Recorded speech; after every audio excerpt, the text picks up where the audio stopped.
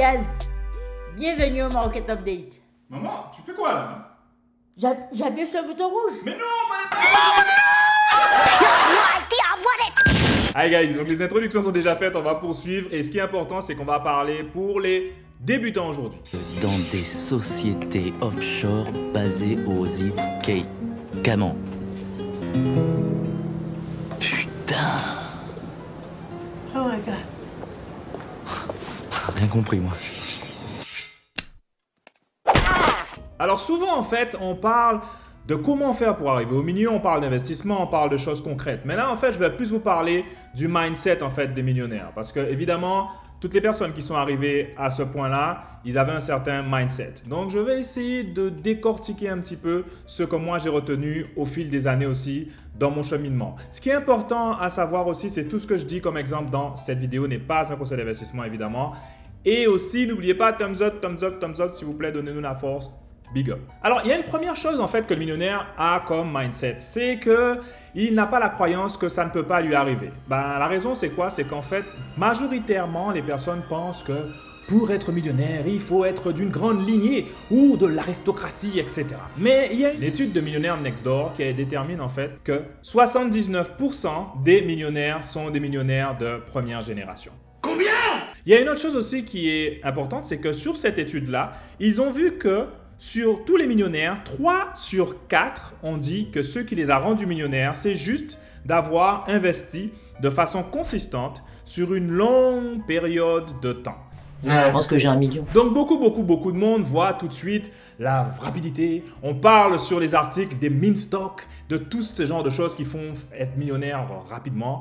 Mais il ne faut pas oublier que devenir millionnaire, c'est une chose, mais rester millionnaire, c'est bien plus compliqué. Il me reste 1,33 € sur mon compte en banque. Deuxième chose que les millionnaires font, c'est quoi? C'est calculer ce qu'on appelle leur net worth. Donc, c'est le nombre d'actifs qu'ils ont versus le nombre de passifs. Combien de dettes versus combien d'actifs. Vous avez des outils qui sont intéressants. C'est des outils, par exemple, comme Wealthtica, où vous pouvez avoir tous vos comptes qui sont reliés et ça vous calcule combien d'avoirs versus combien de dettes, comment vos avoirs évoluent. Et si vous ne voulez pas voir combien vous avez, c'est sûr que vous ne pouvez pas aller vers une destination sans pour autant avoir un plan. C'est comme si vous partez dans une direction et vous ne savez pas si vous avez des résultats ou pas. Ben ouais, logique. Donc il faut traquer absolument ce que vous avez comme avoir avec les outils que vous avez. Il y a Interactive Broker pour les investissements que vous pouvez utiliser en France. Et puis il y a les autres outils comme Wealthtica qui relie tous les comptes aux États-Unis et aussi au Canada. Donc, il y a une autre chose que les millionnaires ont compris, c'est qu'ils n'échangent pas leur temps contre de l'argent. Donc, la majorité des millionnaires, ce qui les a rendus millionnaires, ce n'est pas spécialement leur travail. La majorité des personnes disent « Oui, je travaille beaucoup, etc. Il faut absolument, je travaille plus que personne. » Yeah, well, you know, not all of us get what we want. Some of us have to work super hard for it. Like real people, we're real, and you're not. You're like Ce qui est important, c'est que si on fait juste travailler et avoir un salaire, on a 5000 heures par an. On ne va pas devenir riche juste avec 5000 heures par an, ce n'est pas illimité. It's time to stop. Les deux façons de devenir riche pour moi, c'est première chose, créer un produit que tu peux reproduire sans pour autant toi que tu travailles. Donc ça peut être investir dans des ressources, du capital, des personnes ou peut-être un produit qui est sur Internet que tu peux revendre à des milliers de personnes sans pour autant toi que tu aies un travail à faire. Ou ça peut être aussi investir en fait dans des sociétés qui évoluent avec le temps et qui peuvent avoir ce qu'on appelle un effet de leverage sur ton capital. Donc, imagine que tu touches un 100 000 $, un super salaire par an. N'oublie pas que tu es imposé pratiquement à 50%. Donc, si tu dois donner entre 30 et 40 000 tous les ans à l'État, ben, ça va te prendre près de 20 ans pour devenir millionnaire juste en mettant l'argent sur un compte à 1%. Donc, il faut investir l'argent, il faut le multiplier et il faut évidemment profiter des fameux intérêts composés. Alors, quatrième chose aussi qui est importante que les millionnaires ont compris, c'est que tu ne peux pas être uniquement un consommateur. Donc, le monde pour moi est divisé en 3. Il y a les consommateurs. Damn, what is that, bro?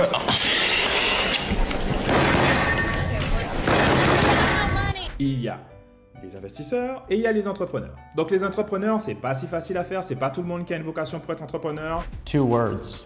Entrepreneurship. Tu dois créer ton business, tu dois le faire grimper, tu dois faire du marketing, etc. Oh, have you met entrepreneur? Tu as les consommateurs, la majorité des personnes qui ont un salaire et qui consomment l'entièreté du salaire. Donc à la fin du mois, 0. Oh putain, oh, c'est la merde, c'est la fin de mois. Ah non, c'est le début. Non, je suis dans la merde, voilà.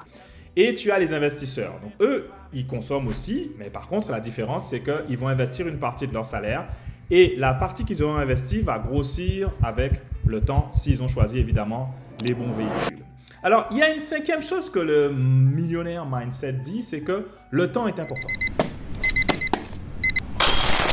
Ça, c'est un exemple de personnes qui investissent en bourse, ok, entre 2003 et 2022. Et c'est la valeur d'un investissement de 10 000 $ si on l'a laissé en bourse sans y toucher sur le marché américain, par exemple le S&P 500. Donc, SPY, S&P 500. Donc, par exemple, si vous avez investi 10 000 $ et que vous avez laissé l'argent et que vous l'avez oublié, eh bien, en 2022, vous avez 64 844 $. Imaginez que vous avez raté les 10 meilleurs jours en bourse, il vous reste 29 700 $. Si vous avez raté ainsi de suite les 60 meilleurs jours, au lieu d'avoir 64 000 $, vous avez uniquement 4 205 $. Tout ça pour vous expliquer que si vous choisissez le bon véhicule d'investissement, vous n'êtes pas obligé d'être un génie ou un devin pour savoir rentrer, sortir sans arrêt en bourse. Ce qui est important aussi, c'est aussi le temps que vous passez sur le marché. Et plus vous avez du temps, plus vous avez le potentiel de devenir millionnaire.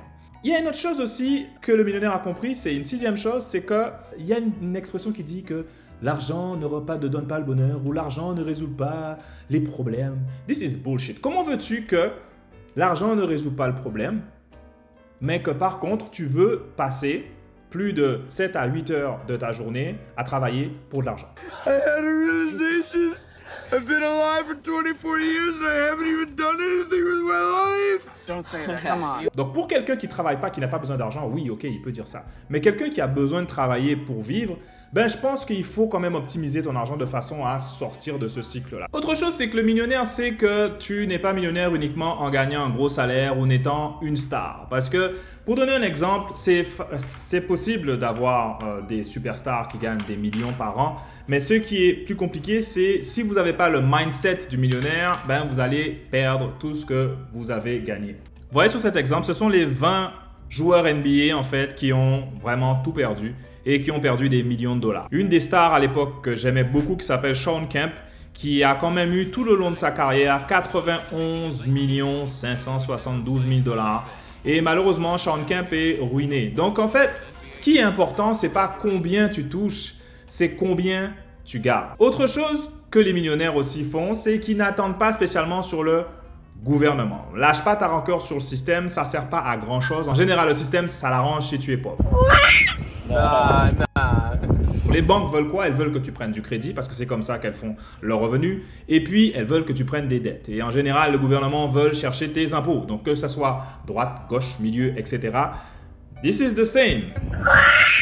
Ils vont faire les lois pour eux parce qu'ils ont tous des investissements, ils ont tous des chalets, ils ont tous des comptes bien garnis. Donc, pense à toi, ok? Et pense aussi à accumuler tes actifs pour ta famille. Je ne dis pas il faut voter, c'est important, évidemment. Mais n'oublie pas que les décisions qui t'apportent dans ta vie sont les tiennes et ne dépendent pas des autres pour ce genre de décisions.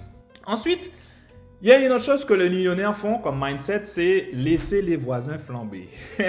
Donc souvent, en fait, on est vraiment tenté quand on voit les voisins sortir les grosses voitures, etc. Mais il faut savoir que tout le monde a une situation financière différente. Vous ne savez pas ce que votre voisin fait. Vous ne savez pas aussi si c'est uniquement de la dette qui fait qu'il est ce qu'il a. Donc, vous ne pouvez pas vous comparer vraiment aux autres. On n'a pas les mêmes situations, on n'a pas les mêmes salaires. Donc ça, c'est très important d'avoir ces objectifs à soi. Et c'est quelque chose qui reste personnel sur l'objectif qu'on doit atteindre. Donc, selon le niveau de salaire qu'on a, on doit se donner des objectifs qui sont liés à ce qu'on peut faire, ok? Et pas regarder le voisin et dire « Mais non, comment ça se fait? Lui, il a une Porsche, il faut absolument que je m'achète la Porsche aussi, ok? » Alors, il y a une autre chose, en fait, qui est bien et importante, je pense aussi, c'est numéro 9. Le millionnaire s'entoure de personnes positives. Donc, imaginez ce qui est arrivé dernièrement avec peut-être le... Eh bien, tout le monde pensait que c'était terminé, la bourse allait cracher, que le monde allait finir et que c'était terminé. Mais regardez ce qui s'est passé, la bourse a chuté, mais elle est remontée tellement que maintenant, on est dans ce qu'on dirait une bulle. Donc, la personne qui a été positive et qui a continué d'investir a gagné énormément d'argent. Donc, restez positif, guys. Et puis, voilà, c'était vraiment rapidement mon point de vue sur cela. Évidemment, n'hésitez pas, thumbs up, commentaire, merci. Et je veux faire une spéciale dédicace à ma mère, Pâquerette, qui m'a donné l'envie en fait de surtout sauver mon argent quand j'étais jeune pour pouvoir investir plus tard. Ah oui, j'avais oublié, pas de market update pendant les grandes vacances parce que je pars en vacances et on se voit en septembre. Big up, road to 1 million. Si vous voulez savoir du détail sur ce que j'achète, ce que je vends en général, vous pouvez toujours rejoindre notre groupe en allant sur investirsoimeme.com et en regardant un cours et adhérer au groupe privé pour avoir les trades. Ceci était le Market Update. J'espère que ça vous a plu. Big up, road to 1 million.